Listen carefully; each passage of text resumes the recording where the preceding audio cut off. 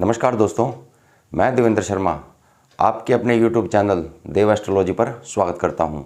दोस्तों, सीखने की श्रृंखला को आगे बढ़ाते हुए आज मैं योग लेकर आया हूं। जैसा कि आप देख रहे हैं कि कुंडली के अंदर विदेश यात्रा का योग, बहुत सारे बच्चों की ये इच्छा होती है, उनके पेरेंट्स की भी होती है कि या बच्चे को बाहर भेजें और उसको बाहर उसका कामकाज या नौकरी वगैरह उसकी कुछ भी सेट हो और वो अपना सर्वाइव कर सके। तो दोस्तों, अपनी अपनी कुंडलियाँ उठाइए और हम देखते हैं कि कौन कौन से वो भाव हैं जिससे कि हम अपनी कुंडली में विदेश यात्रा के योग को देख सकते हैं, या दूसरे शब्दों में ये कह सकता हूँ कि वो कौन कौन से ग्रह हैं जो जातक को विदेश यात्रा करवा सकते हैं और वहाँ पर सेटलमेंट भी करवा सकते हैं। तो आओ दोस्तों, शुरू करते हैं। दोस्तों, विदेश यात्रा के लिए सबसे पहले हम लगन को देखते हैं। दोस्तों, ये हमारी कुंडली का लगन है और इसी को पहला भाव बोलते हैं। दोस्तों, अब एग्जाम्पल के लिए यहाँ पर 1 नंबर लिखता हूँ मैं, 2 3 4 5।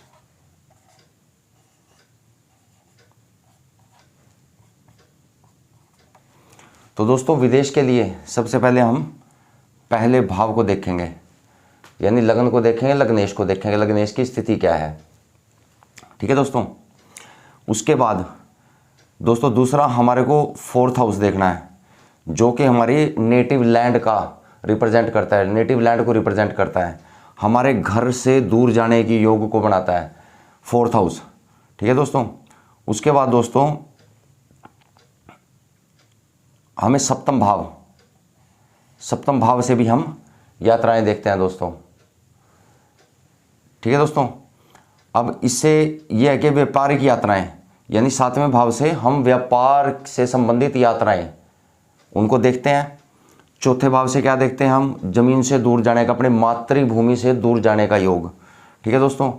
अब यहाँ से 8म भाव से क्या देखते हैं दोस्तों, यहाँ से समुद्र पार की यात्राओं को देखा जाता है दोस्तों, लंबी यात्राओं का, यानी समुद्र पार जो भी यात्राएं होती हैं। ठीक है दोस्तों। 9वें भाव से इससे धार्मिक यात्राओं, यानी लंबी लंबी धार्मिक यात्राओं के बारे में इसी भाव से देखा जाता है दोस्तों। और एक भाव और दोस्तों, तीसरा भाव, यहाँ से हम छोटी यात्राओं को देखते हैं दोस्तों।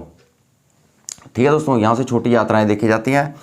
और लास्ट में जो कि 12वां विदेश का भाव होता है दोस्तों, फॉरेन कंट्री का जो भाव होता है वो 12वां भाव होता है हमारा। और इस भाव के जो स्वामी है, यानी इस भाव का जो स्वामी है द्वितीयेश, उसकी स्थिति के बारे में यहाँ पर ये देखा जाता है दोस्तों। तो ये भाव है दोस्तों, पहला, चौथा, 7वां, 8वां, 9वां, तीसरा और 12वां।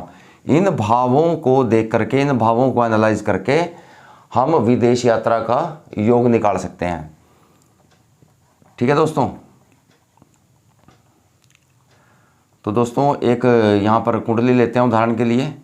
मेरे क्लाइंट हैं, उनकी मेरे पास कुंडली आई थी, तो वो बोल रहे थे कि मेरी कुंडली में विदेश यात्रा का योग है या नहीं है, तो इसके बारे में थोड़ा बताएं। तो दोस्तों उनकी कर्क लगन की कुंडली है।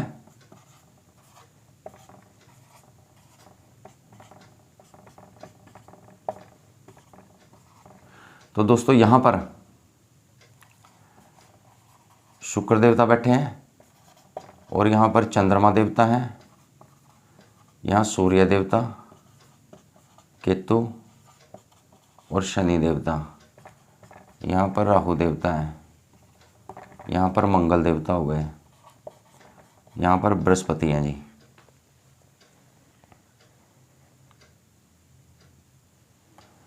और कौन से रह गए, सूर्य, और यहाँ पर बुध देवता है। ठीक है दोस्तों। अब दोस्तों मैंने क्या बताया था, विदेश जाने के लिए सबसे पहला फॉर्मूला क्या था, लग्नेश की स्थिति। ठीक है दोस्तों। दूसरा फॉर्मूला क्या था, 4थे भाव के स्वामी की स्थिति। तीसरा, 7म के स्वामी की स्थिति। अगला था अष्टम के स्वामी की स्थिति। और दोस्तों पांचवा, नौवें भाव के स्वामी की स्थिति। ठीक है दोस्तों। और 12वें भाव के स्वामी की स्थिति।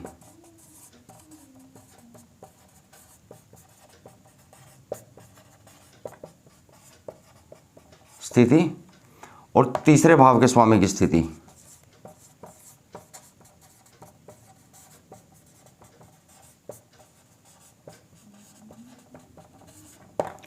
ठीक है दोस्तों। अब ये कुंडली है दोस्तों, इसको देखते हैं हम। अब दोस्तों सबसे पहले तो चौथे भाव। हाँ, एक बात और बताता हूँ दोस्तों, जो भी विदेश जाने के कारक ग्रह हैं, यानी कारक ग्रह कौन से हैं विदेश जाने के लिए? शनि, सूर्य, मंगल, राहु। तो दोस्तों ये ग्रह जो हैं वो विदेश पहुंचाने के लिए सक्षम है। इनका सबसे बड़ा योगदान रहता है जातकों को विदेश पहुंचाने के लिए। ठीक है दोस्तों। और बाकी इन भावों पर डिपेंड करता है दोस्तों। अब देखो दोस्तों, यहाँ से सबसे पहले हम लग्नेश की स्थिति देखेंगे। यानी लग्न में 4 नंबर राशि है, ये लग्न है, लग्न में 4 नंबर राशि है। 4 नंबर के स्वामी हुए चंद्रमा देवता। तो चंद्रमा देवता दोस्तों कहाँ बैठे हैं? 4th हाउस में बैठे हैं, यानी हमारी मातृभूमि के अंदर बैठे हैं।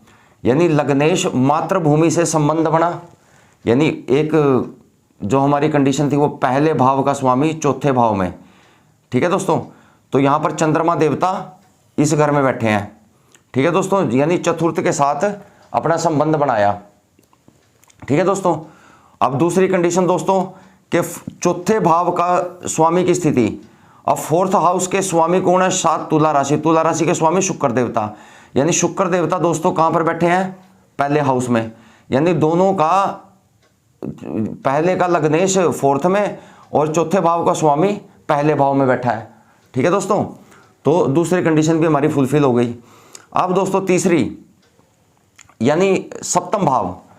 तीसरी है 7वें के स्वामी की स्थिति। अब 7वें भाव का स्वामी कौन हुआ दोस्तों? 10 नंबर मकर राशि। मकर राशि के स्वामी हुए शनि देवता। अब शनि देवता दोस्तों कहां पर बैठे हैं? शनि देवता कुंडली में यहां पर बैठे हैं दोस्तों। यहां पर शनि देवता यहां बैठे हैं। तो यहां से शनि देवता की दृष्टि या 4th हाउस पे। अब शनि देवता की दृष्टि क्या देखेंगे दोस्तों? 1, 2 और 3, यानी तीसरे भाव पे शनि देवता की दृष्टि पड़ी। तो ये किससे संबंधित है दोस्तों? 4th हाउस, विदेश यात्रा से। ठीक है। शनि देवता की दृष्टि यहां पर तीसरी पड़ी और 7वीं दृष्टि दोस्तों यहां पर पड़ी। ये 8वां भाव किस चीज का है दोस्तों? समुद्र पार की यात्राओं का। तो यहां पर 7वीं दृष्टि यहां पर पड़ी शनि देवता की और 10वीं दृष्टि इस भाव पर पड़ी। ठीक है दोस्तों। यानी शनि देवता का भी क्या हो गया दोस्तों? 4th हाउस से कनेक्शन हो गया, 7th से हो गया और 8th हाउस से कनेक्शन हो गया शनि देवता का। ठीक है दोस्तों। अब दोस्तों 7वें भाव की भी स्थिति क्लियर होगी हमारी। ठीक है। अब दोस्तों अष्टम की 8वें भाव में कौन बैठे हैं? राहु देवता, जो कि विदेश पहुंचाने के कारक हैं। ठीक है दोस्तों। अब राहु देवता की दृष्टि 5, 7 और 9, यानी यहां से 1, 2, 3, 4, 5, यहां से 5वीं दृष्टि डालेंगे दोस्तों अपनी विदेश के घर पे, 7वीं डालेंगे यहां और 9वीं डालेंगे यहां पर। 9वीं दृष्टि राहु देवता की फिर 4th हाउस पे जाके डल गई। ठीक है दोस्तों। तो यहां से अष्टम में बैठे हुए ग्रह का और अष्टम का भी स्वामी जो कि शनि देवता है, मकर और कुंभ, यानी दोनों की दृष्टि चतुर्थ भाव के साथ कनेक्ट होगी दोस्तों। तो यहां चौथे भाव के साथ इसका भी कनेक्शन बन गया। ठीक है दोस्तों। एक तो लग्नेश का बन गया, एक 4th हाउस का बन गया और एक सप्तम के स्वामी का बन गया और अष्टम के स्वामी का भी बन गया। और यहां पर अष्टम में जो ग्रह बैठा है उसकी भी दृष्टि, 9वीं दृष्टि और 5वीं दृष्टि विदेश के घर पर डल रही है। ठीक है दोस्तों। एक ही कनेक्शन यहां पे हो गया दोस्तों। अब दोस्तों 9वें घर को, ठीक है दोस्तों, यहां के स्वामी कौन है? बृहस्पति। बृहस्पति, तो बृहस्पति कहां पर बैठे हैं? यहां बैठे हैं। अब दोस्तों यहां से बृहस्पति की 5वीं दृष्टि यहां, ठीक है दोस्तों, 5वीं दृष्टि यहां, 7वीं दृष्टि यहां पे और 9वीं दृष्टि यहां पे फिर लगन पे डली, यहां पे 9वीं दृष्टि लगन पे डल गई दोस्तों। तो यानी 9वें भाव के स्वामी का कनेक्शन भी लगन से हो गया, ठीक है दोस्तों। अब दोस्तों आ गया विदेश का हाउस, जो कि विदेश जिस घर से देखा जाता है, जो विदेश का घर है, इसके स्वामी 3 नंबर राशि, यानी इसके स्वामी हुए बुध देवता। अब बुध देवता कहां बैठे हैं दोस्तों? बुध देवता विराजमान है तीसरे घर के अंदर दोस्तों। यानी जो हमारी लास्ट की रिक्वायरमेंट थी, तीसरे भाव का स्वामी की स्थिति, यानी विदेश भाव के स्वामी और तीसरे भाव के स्वामी, कन्या राशि के स्वामी और विदेश घर के 3 मिथुन राशि के स्वामी हुए बुध देवता। और बुध देवता तीसरे भाव में उच्च के होकर के बैठ गए दोस्तों, ये उच्च के हो गए दोस्तों, ठीक है। तो तीसरे घर से यानी विदेश के स्वामी ने यात्रा के घर से संबंध बना लिया, ठीक है दोस्तों। तो दोस्तों इसमें हम कह सकते हैं कि इतने योग होने के बाद ये बच्चा 101% विदेश में जाएगा और वहीं पर सेटल होगा और वहीं अपना कामकाज करेगा, ठीक है दोस्तों।